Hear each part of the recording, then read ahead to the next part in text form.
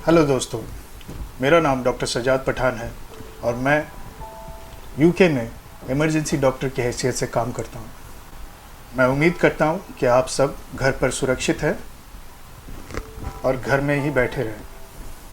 आज मैं इस कोरोना काल में ये वीडियो बना रहा हूँ उन लोगों के लिए जो कि कोरोना से संक्रमित हैं और घर पर है, आइसोलेट कर रहे हैं।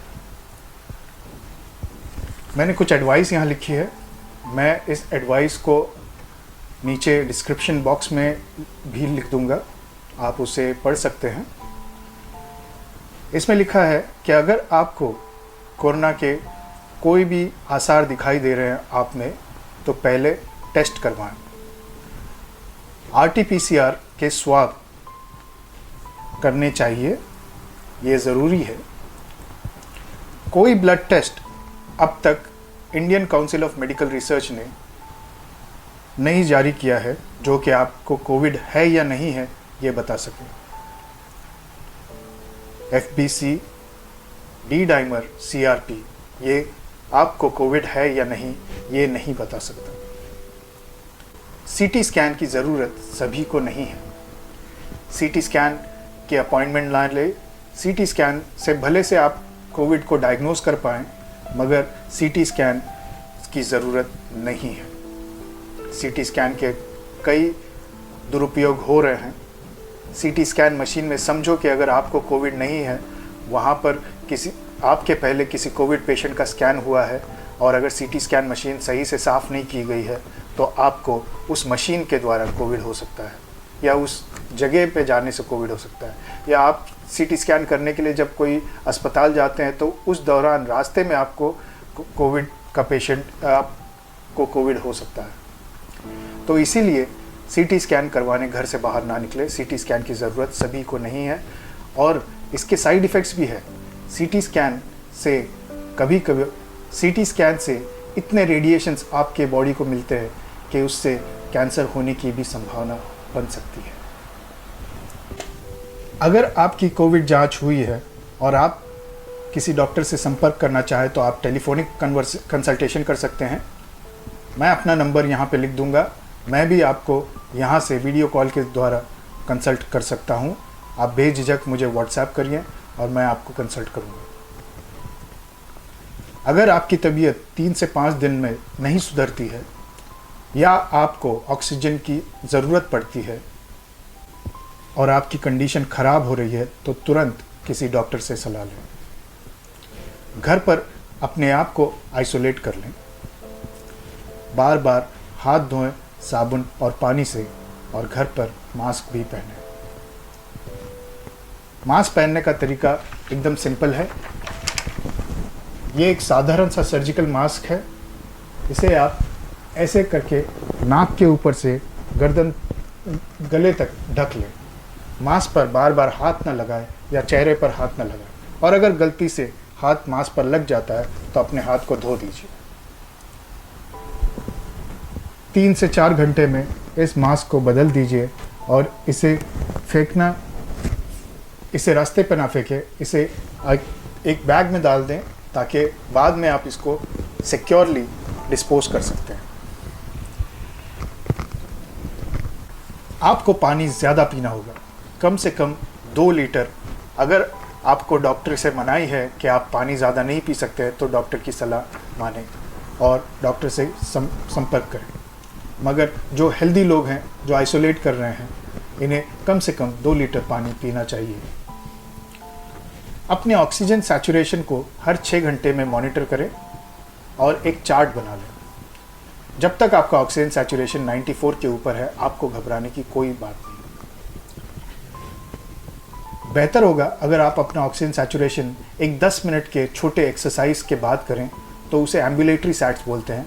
जैसे कि आपने 10 मिनट कमरे के अंदर चला या कुछ एक्सरसाइज की और उसके बाद सैचुरेशन मेजर की, तो वो मेजरमेंट एक्यूरेट रहेगी। डीप ब्रीदिंग एक्सरसाइज करें। डीप ब्रीदिंग का मतलब है आपको लंबी सांसें अंदर लेना, उसको 5 से 6 सेकंड तक रोके रखना, फिर पूरी तरह एक्सहेल करना।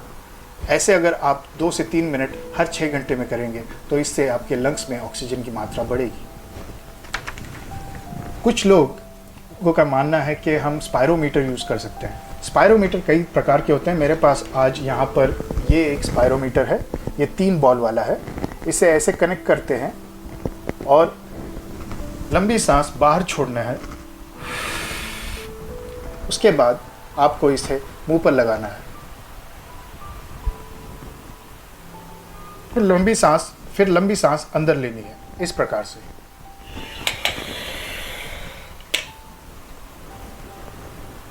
नौ 900 के ऊपर ऑक्सीजन कैपेसिटी काफ़ी अच्छी है।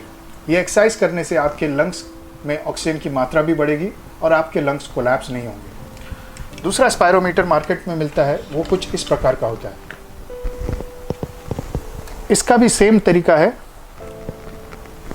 आपको पूरी तरह से एक्सेल करना है, सांस बाहर छोड़नी है, उसके बाद इसे मुंह पर लगाकर लंबी सांस अंदर लेनी है, जितना आप ले सके।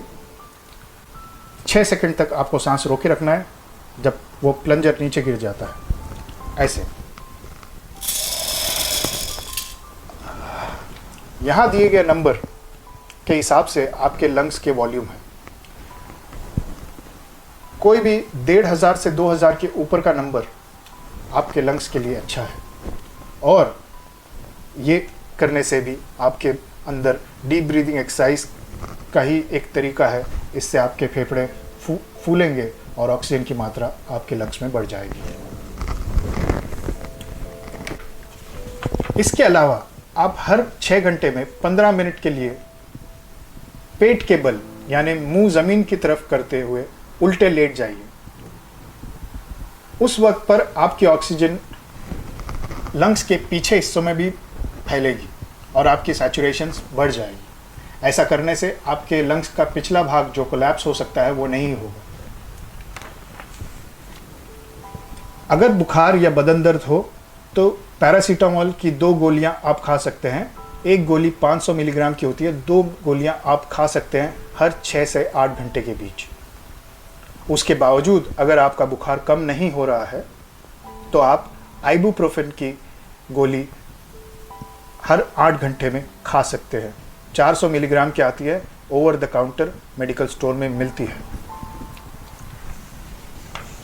रिसर्च के मुताबिक आइवरमेक्टिन, हाइड्रोक्सीक्लोरोक्विन, अजिथ्रोमाइसिन, डॉक्सीसाइक्लिन, ये सारी दवाइयाँ बिल्कुल काम नहीं करती है। ये लेने से आपको और ज़्यादा तकलीफ हो सकती है। ये इनमें से कई दवाइयाँ ऐसी हैं जो हार्ट पर असर कर सकती है और लोगों को अरिथमियास यानी इर्रेगुलर हार्ट बीट हो सकती है, जिससे कभी कभार कुछ लोगों की जान भी जा सकती है। तो ये दवाइयों के पीछे कोई एविडेंस नहीं है, तो इसे ना लें।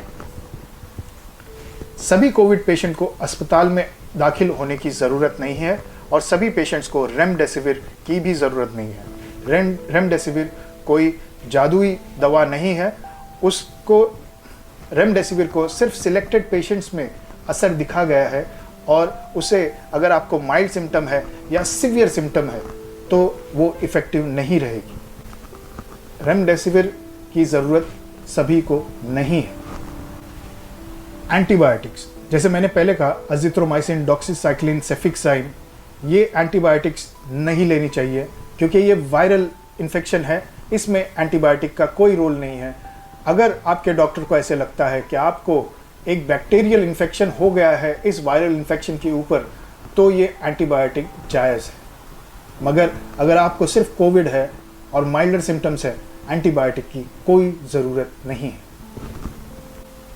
अगर आपकी ऑक्सीजन सैचुरेशन 94 से नीचे गिर जाती है तो डीप ब्रीदिंग एक्सरसाइजेस करें, उल्टे लेट जाएं, उससे ऑक्सीजन सैचुरेशन बढ़ जाएगी और तुरंत डॉक्टर की सलाह लें। किसी भी तरह मेडिकल अटेंशन सीक करें। अगर मेडिकल अटेंशन नहीं मिल पाती है और आपके घर पर अगर ऑक्सीजन अवेलेबल है तो ऑक्सीजन लगाएं। मेडिकल स्टोर से सिंपल स्टीरॉइड्स जैसे कि डेक्सामेथासोन, प्रेडनिसोलोन ये ले लें। ये सस्ती भी है और इफ़ेक्टिव भी है और रिसर्च की गई है कि कोविड में जब आपकी ऑक्सीजन कम हो जाती है तो ये काम आती है। मगर स्टीरॉइड्स की ज़रूरत नहीं है अगर आपकी ऑक्सीजन कम नहीं होती है तो अगर आपको ऑक्सीजन की ज़रूरत नहीं पड़ती है तो ऑक्सीजन लगाने के भी कई तरीके हैं। हमको सिर्फ उतना ही ऑक्सीजन लगाना है कि हमारी ऑक्सीजन सैचुरेशन 94 को छू जाए। हमको 100% नहीं देखना है, 94 के ऊपर छू जाए ताकि हम ऑक्सीजन वेस्ट ना करें। इसमें दो प्रकार के डिवाइस हैं। इसे कहते हैं नेज़ल कैनुला। ये नेज़ल कैनुला ऐसे लगता है,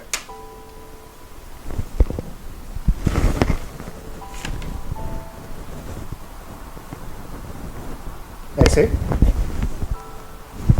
और इसे आप 2 से 4 से 5 लीटर प्रति मिनट यूज़ कर सकते हैं कि अगर आपका सैचुरेशन 94% तक छू जाए तो।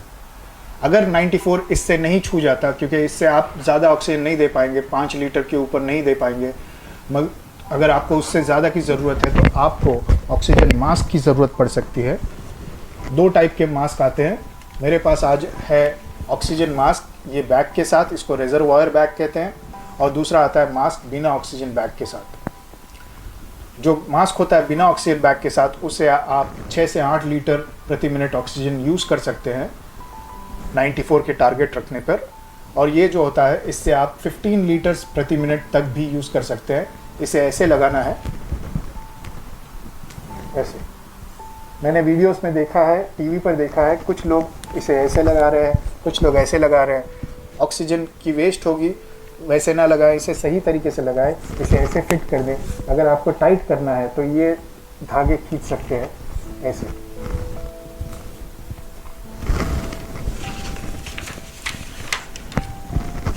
जैसे मैंने कहा, ओरल स्टेरॉइड्स दिन में 3 मरतबा आप ले सकते हैं, डेक्सामेथासोन या प्रेडनिसोलोन। ये 3 चीज़ें, घर पर ऑक्सीजन लगाना, प्रोन लेट जाना यानी उल्टे लेट जाना पेट के बल, और ओरल स्टेरॉइड्स आपको कुछ समय दिला सकती है जब तक कि आपको मेडिकल अटेंशन मिल पाए। मोस्ट इम्पॉर्टेंटली, सबसे ज़्यादा ज़रूरी है कि पैनिक ना होएं, स्ट्रांग रहें। हम सब इस महामारी से जीत कर आएंगे। आप भरोसा रखें अपने आप पर। सेफ रहें, सुरक्षित रहें। जय हिंद।